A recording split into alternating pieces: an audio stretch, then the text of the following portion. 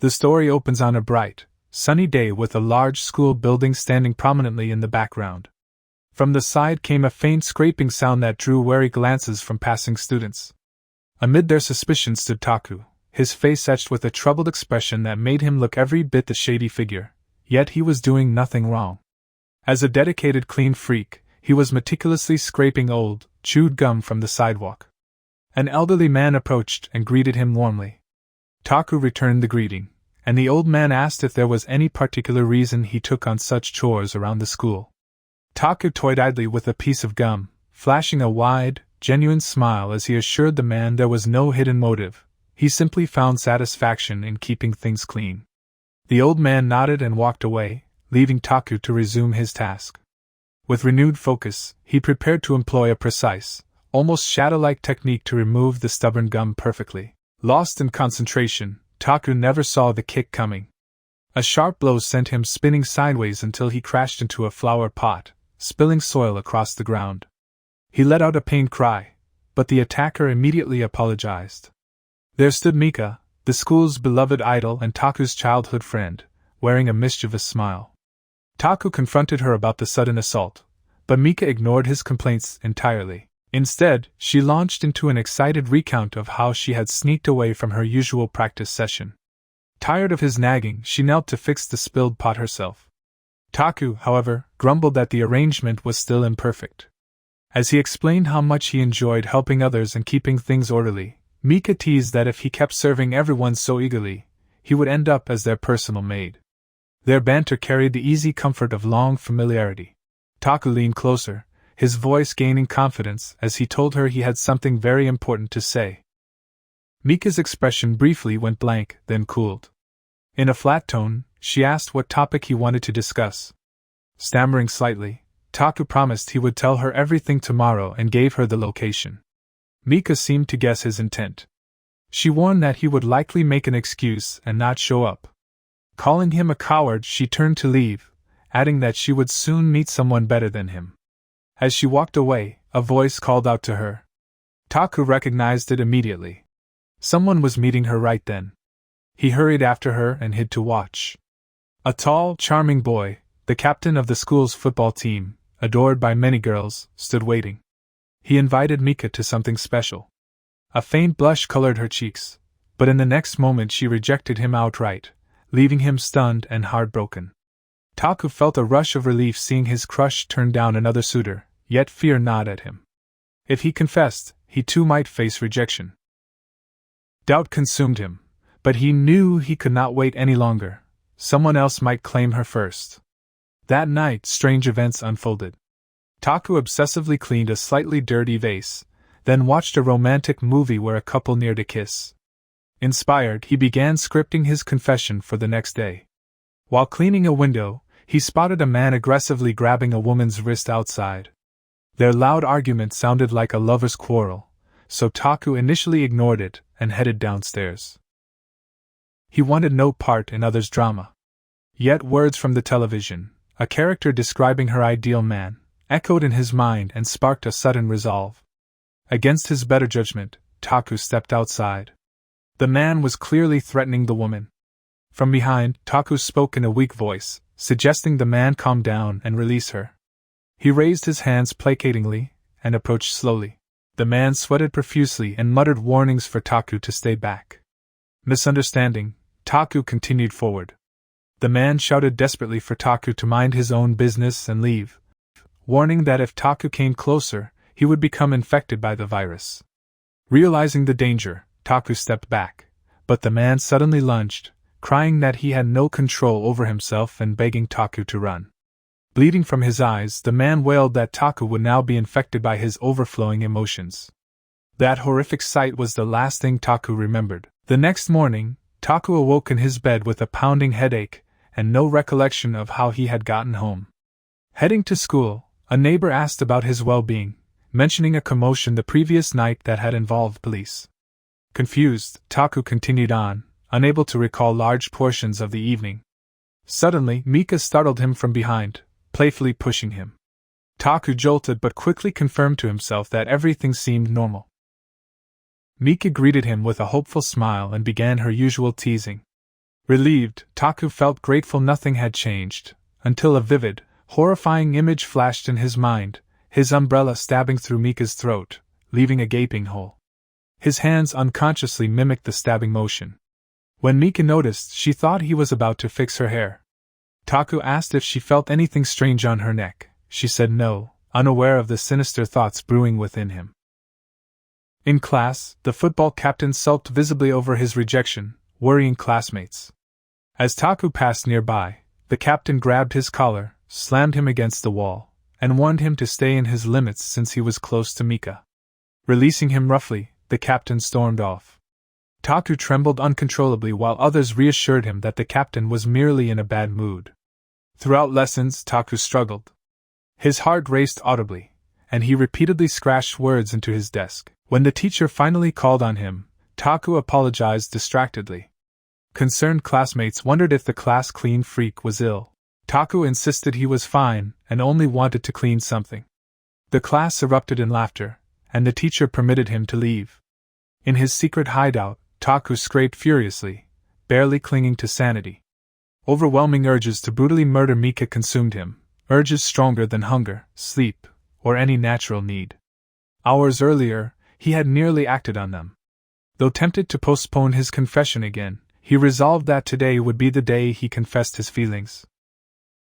Later, as Mika waited alone at the old school building for Taku, whom she assumed would not show, the rejected captain spotted her. Egged on by a friend, his anger flared. He confronted her aggressively, demanding to know who she was dating and accusing her of choosing someone else over him.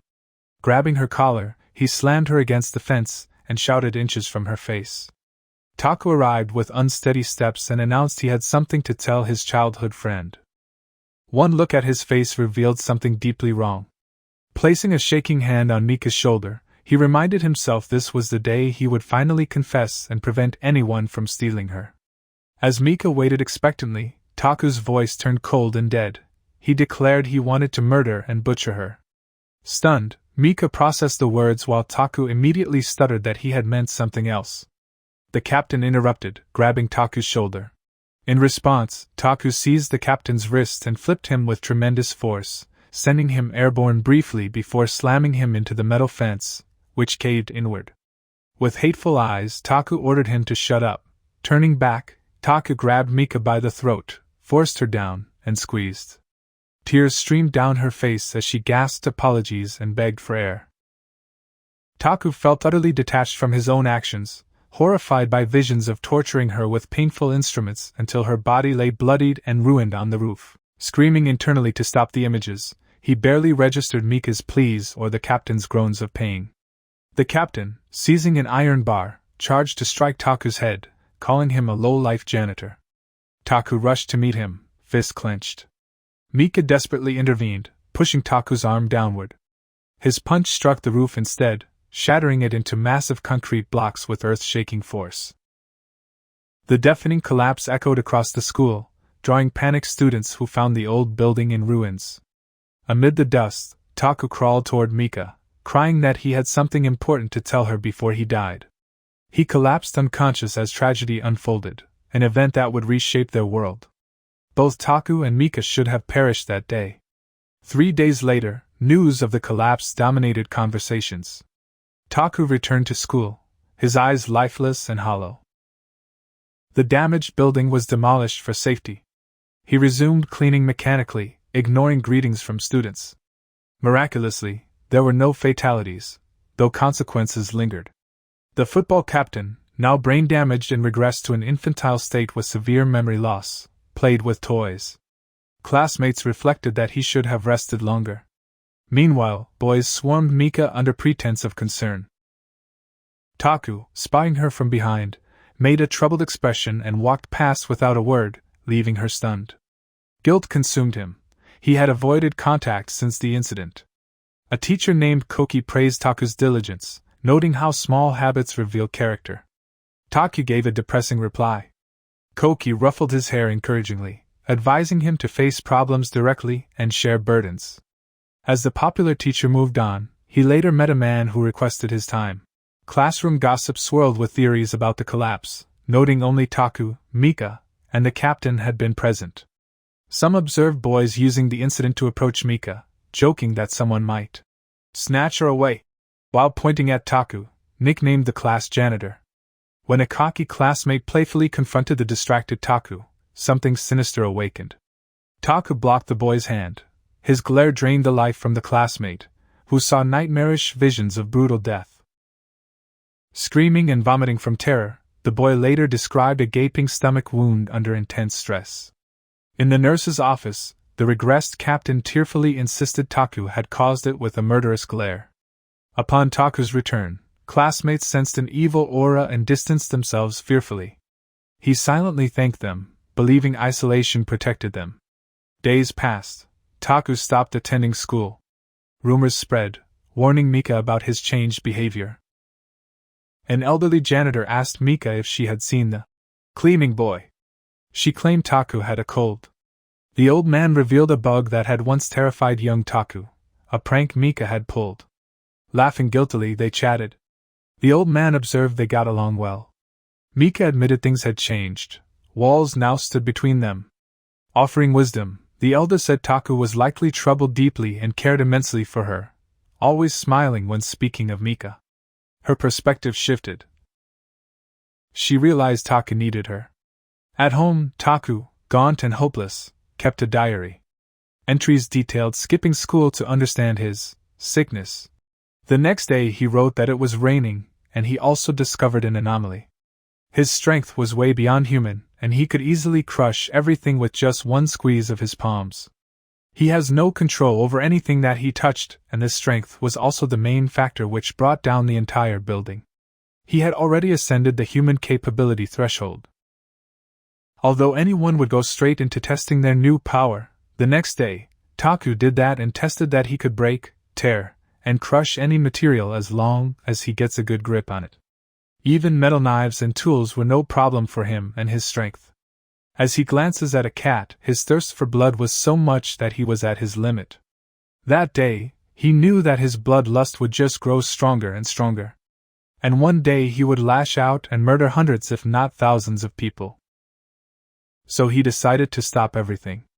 As he was about to do something heartbreaking, this curse completely broke him from head to toe, and he was ready to do the unthinkable. Just as he was about to thrust, the loud doorbell goes off and Mika enters his place.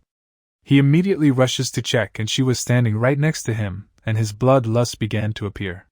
Now she had no idea of this concept, and she enters his place carefree. She hands him a bag and lets him know that she brought his favorite manju chicken. As she ate it, she notices that all the utensils and plates are shining, and she points out that he surely must have had a lot of free time on his hands. With a grim smile, she asked if he was really sick. He gulped and brushed her off. She laughed, pointing out his same old habit, her laughter so infectious that tears welled in her eyes. Taku screamed at her, but she challenged him to a game for old time's sake, confident she'd crush him, and she did.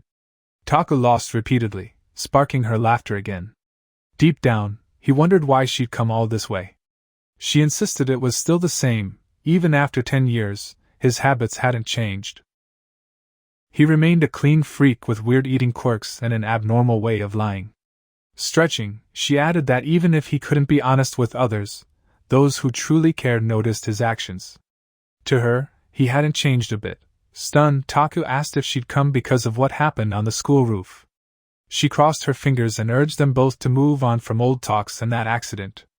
Unable to respond seriously, he called her name, then suddenly told her to get lost. His tone dead serious, no room for confusion. As she joked to lighten the mood, he shook her and insisted reality wasn't that simple. He told her to shut up, then shattered her heart with cruel words. "Get lost right this instant." Tears streamed down her face as she rushed outside. Had she stayed another second, Taku might have skinned her alive. Panting, he fought back tears, unable to contain his bloodthirst any longer. He cried to himself, vowing to resist and hold on, but he was already broken, isolated, lonely, and hurt. Mika stumbled away, tears flowing endlessly as she wondered what more she could do for him. A car pulled up beside her, and someone inside called her name. As she greets the person inside, Mika begins to explain the direction of a place that the driver was going to. After a few minutes, we hear desperate panting sounds, and Taku was making his way to somewhere. He was struggling to meet Mika one more time before everything else. He wanted to apologize for everything that he said and did.